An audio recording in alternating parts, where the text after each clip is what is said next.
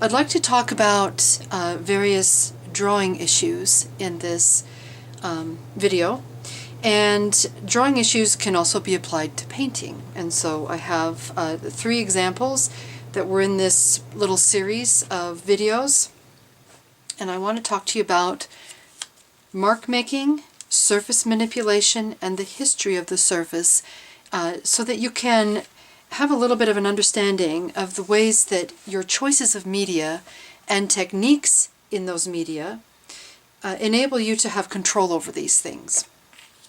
So I'll set that there while we're looking at this.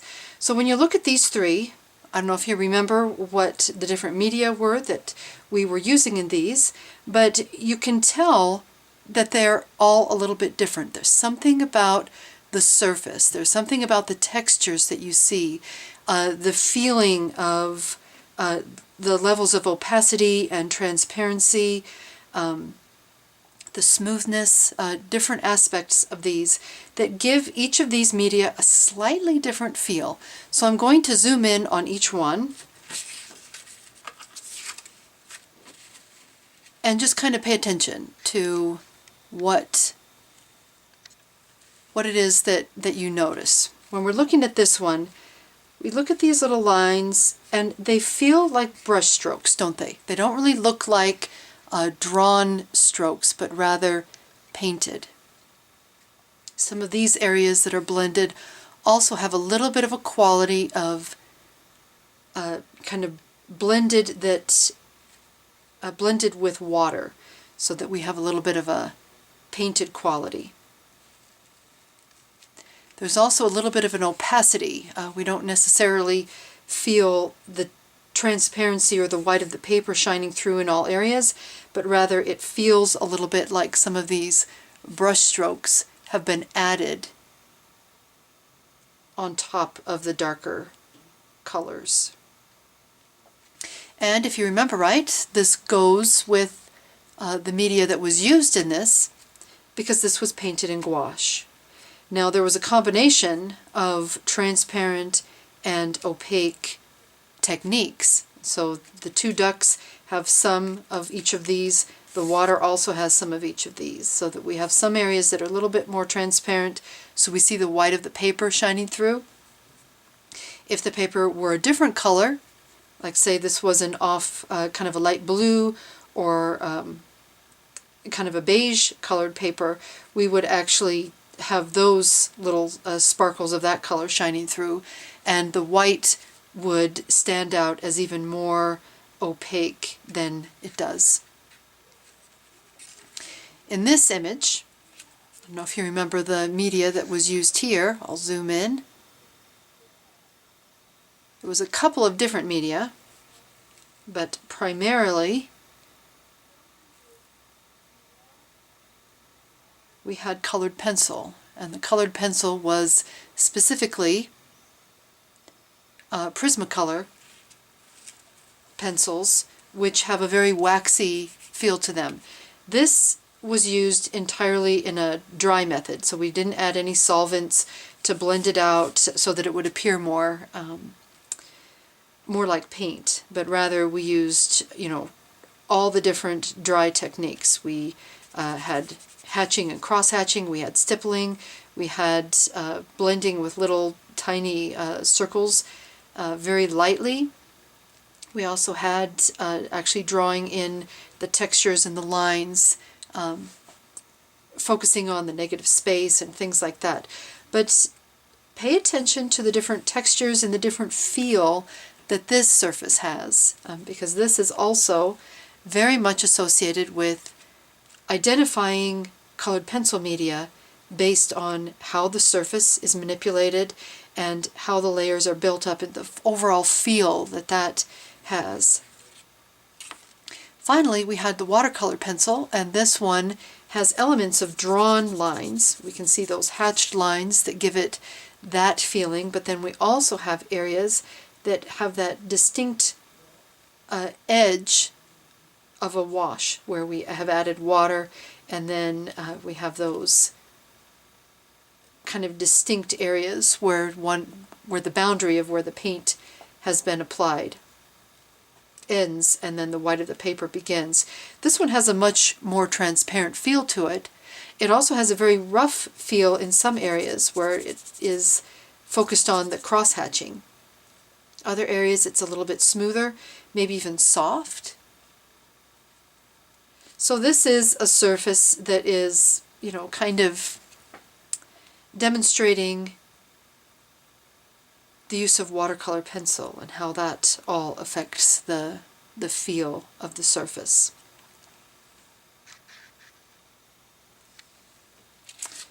So I want to show you a few additional examples of history of the surface and how you can use a variety of media to create different marks and different ways of manipulating the surface. So in this image, we actually have some little collaged elements. We have some paper. We also have some collage that's been added at the very top of the different layers. But these areas are distinct little pieces of paper that have been added, but then additional layers have been added on top. So on top of these little chunks of paper, we have additional textures that kind of go all the way across while still revealing the sections that have the paper on them. So we can see multiple layers. We can see the layer that was created, the textures painted on before these pieces of paper were placed down. Then we have the textures that were added across the top of those papers. And then we have the different colors that have been added on top of those textures. We have some blues and a little bit of kind of pinks. And then down here we have yet another texture. Let me zoom in.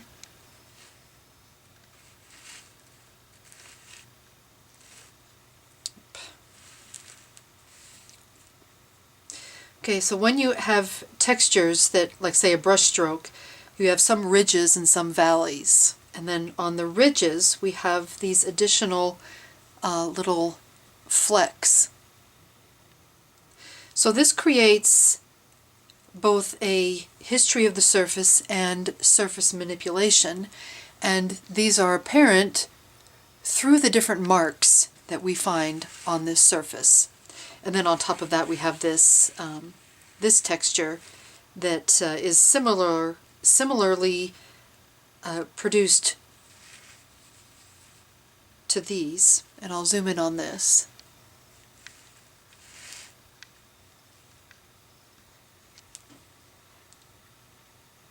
So to create this texture, we actually have one of those plastic fruit bags cut into a little piece and then glued on top of all these textures behind it. And then we have another layer of very watered down paint, and you can see how the paint is kind of pooled around these ridges.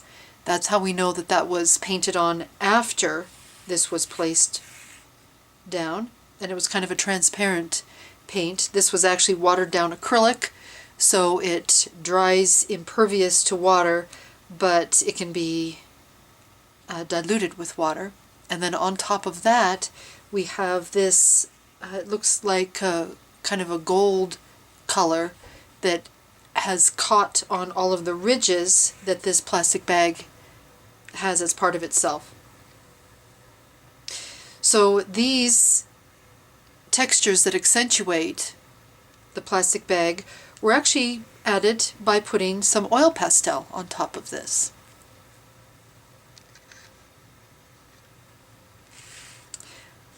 Finally, we have these little fish images, and these are carved stamps, and I have a video on how to do that if you're interested in that. And so these also add another layer and more history to the surface. A history of the surface is produced by creating layers that recede into the distance.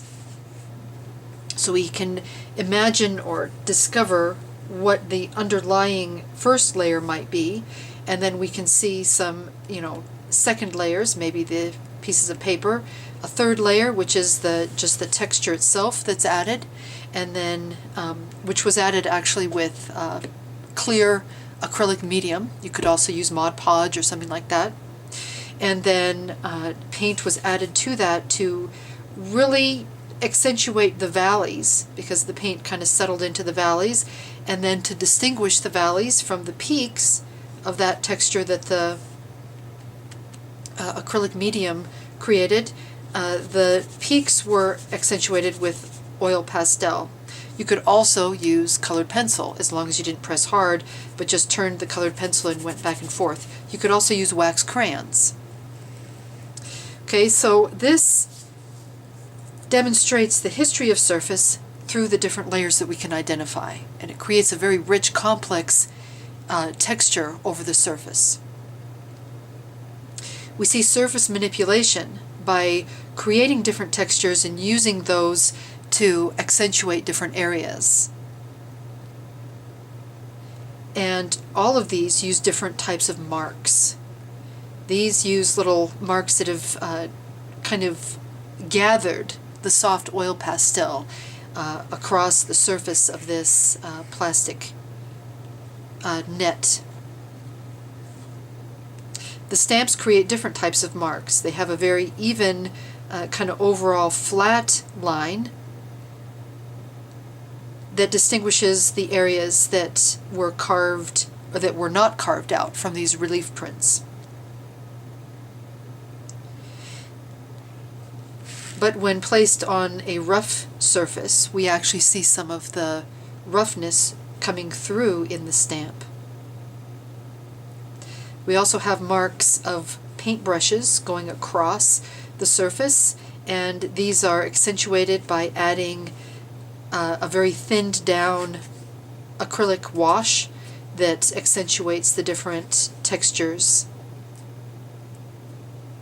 We also have marks that accentuate the textures by focusing on the peaks of the textures that we've added, the brush strokes. And then obviously the collage elements add additional textures, which are all connected with different marks on the surface. Here's another image that uses much of the same type of process. We have layers of paint, and then in this case we have added cheesecloth to the surface, and this cheesecloth was actually added before the prints were laid down, and so the prints, these stamps, have a different texture on the smoother paper than they do on the cheesecloth. In fact, the cheesecloth almost obliterates the stamp. This area is a little bit more clearly defined.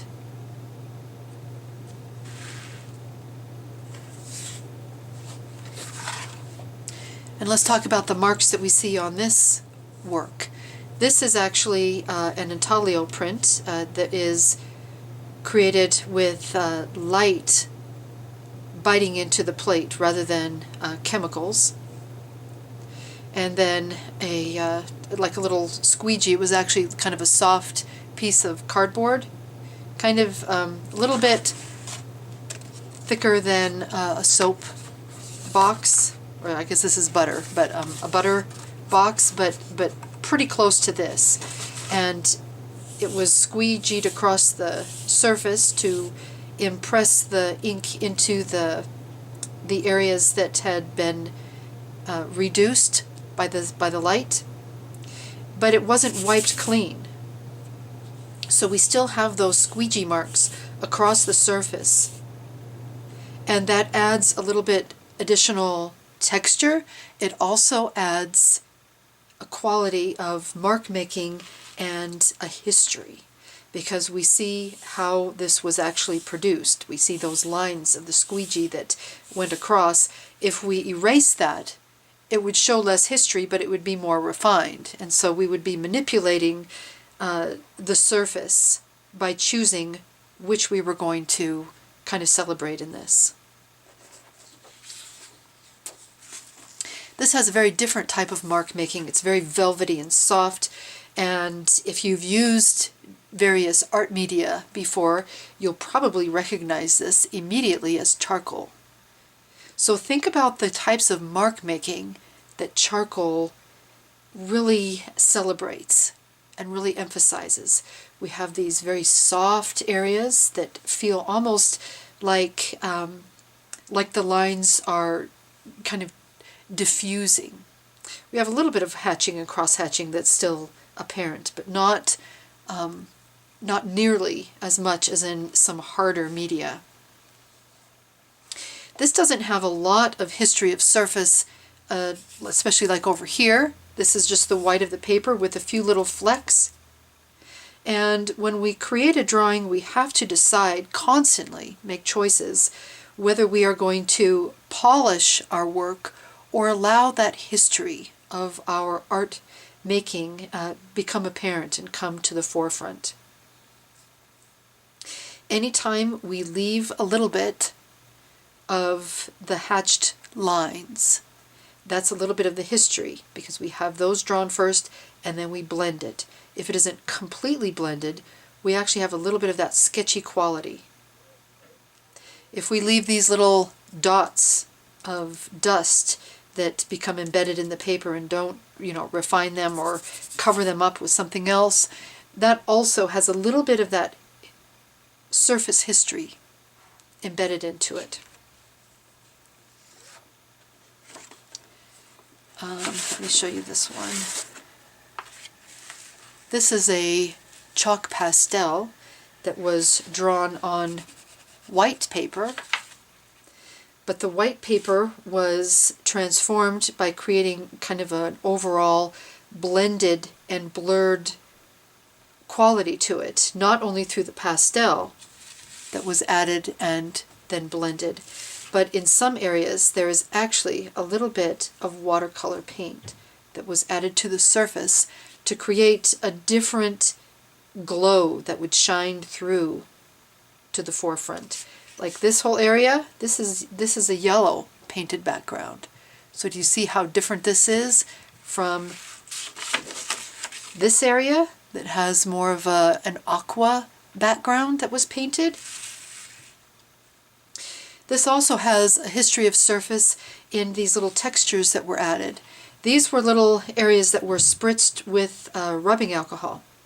And you can see that some areas kind of diffused, moved out, others became darker. And some of these actually have some additional gum arabic added to the rubbing alcohol and, kind of mixed, turned into a little bit of an emulsion and sprayed through a spray bottle that way. That also can act a little bit as a fixative. But this is supposed to be kind of an eerie image representing, just kind of the ways that we are destroying ourselves through the amount of consumption and garbage that we produce. And so the doll is actually kind of a symbol of humanity. One eye is still closed, denying that we have a problem. The other eye is open and terrified. And so I wanted this kind of mottled texture to accentuate that kind of disturbing and decaying quality of the image. So imagine if this were created with very smooth tones, very smooth shading, not a lot of kind of mottled textures and varying layers. It wouldn't feel quite so decayed. It wouldn't feel quite as disturbing either.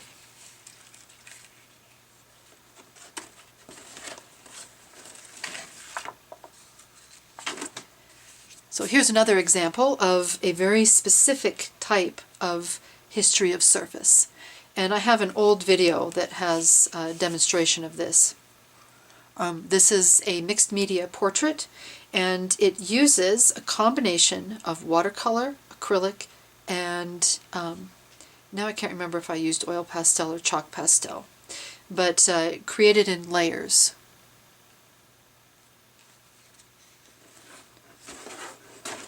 And finally, I want to show you a couple of different media portraying illustrations and imagery that is present in the same story. So this entire drawing was created with colored pencils, specifically Prismacolor colored pencils, just on plain drawing paper.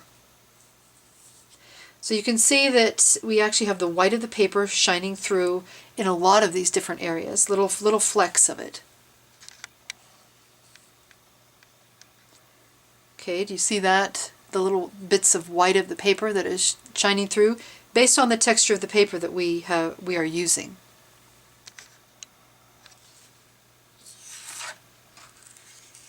This one, on the other hand, is a combination of watercolor and colored pencil.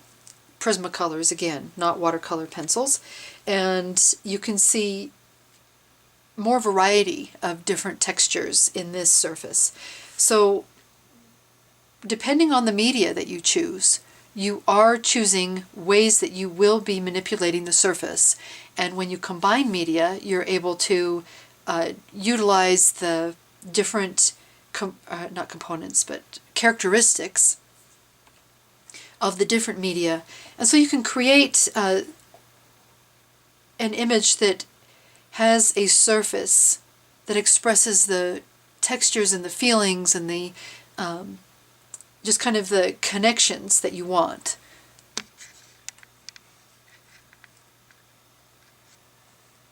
So in this image, let me see. Okay.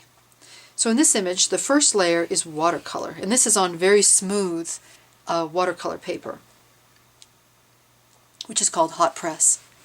This actually might be a Bristol paper, but it has quite a lot of sizing in it, so it behaves very similarly to watercolor paper. You can see the washes of the watercolor creating the light areas around these stars.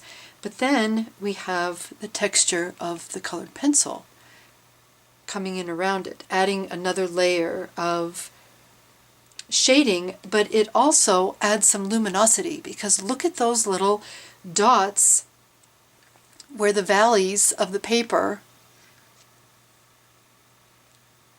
remain colored the way the watercolor colored it. But the colored pencil just creates the texture on the surface of the paper. So those little peaks in the texture of the watercolor paper or the Bristol paper, whichever it is. I'm going to move over here where you see that the actual background painting is darker. And so we have less luminosity, but it's still present. And so it feels brighter than if we just used, say, opaque acrylic paint.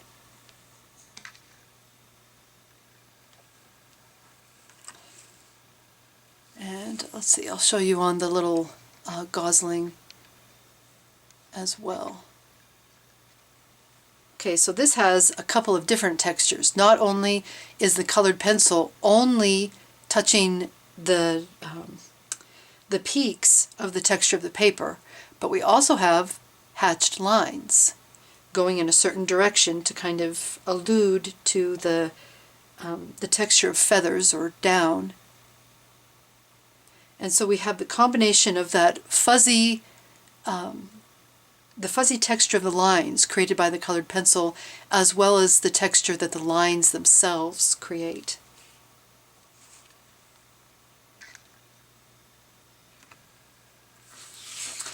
So the reason that I've shown you these different examples is because I want you to, in your assignments, especially if you are in the second year of drawing and painting, I want you to think about the marks that you're making on the surface and how those express the ideas that you want to express, or the feelings, or what exactly you're alluding to by the media that you've chosen and the marks that you're using, or that you're creating with those.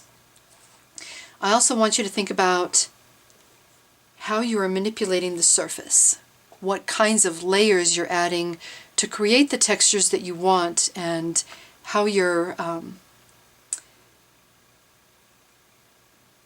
are manipulating that surface based on the choices of the marks that you're making, as well as the media and the layers.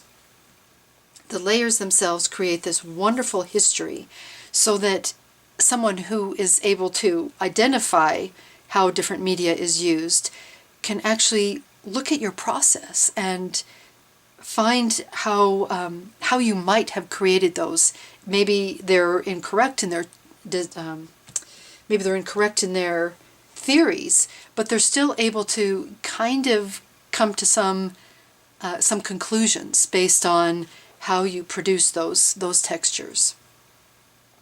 And this is just a few media. I mean, you can use a lot of other media that also creates different types of histories, different types of textures, and you really just have to play with the different order in which you apply the media, as well as how you might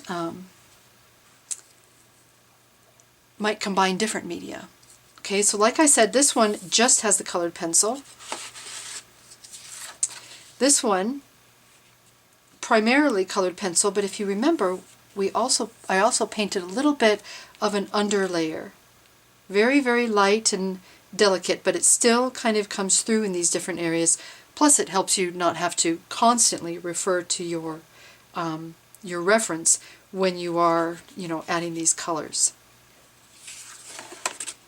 I'm going to show you one more to finish off, and that is this piece. And this one is also on Bristol board, but this is much thicker. This has both transparent acrylic paint and colored pencil. And the colored pencil is added primarily to accentuate different areas, but it also is what creates all of these deepest shadows. So when the acrylic paint was added, this is kind of halfway in between. Let's see, what did I do with that? This is halfway in between the use of colored pencil in this image, where the colored pencil is the primary media with just a little bit in watercolor, and this one that is primarily watercolor and then with just a little bit of texture added with the colored pencil. This one is halfway in between those two, where you have a lot of the different areas created with the layer of acrylic paint, but then all of the shadows are added with the colored pencil. So I hope that this overview helps you to distinguish how you can control the textures that you create on the surface, how you can manipulate the surface to express different feelings and ideas, and how it can also express that history of the surface and the choices that you've made.